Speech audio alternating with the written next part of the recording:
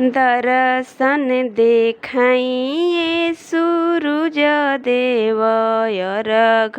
के बेरा भइले अर्घ के बेरा भइले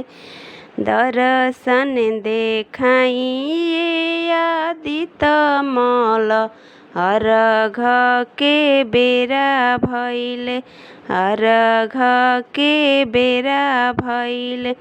बोले लागल बाग में कोयलिया त देखिना सबेर भइले देखिना सबेर भइले जोहत जोहत नैना थकी गइले काहे एतना देर भइले काहे एतना देर भइले जल्दी से आइना सूरज देव अर्घ के बेरा भइले अर्घ के बेरा भइले।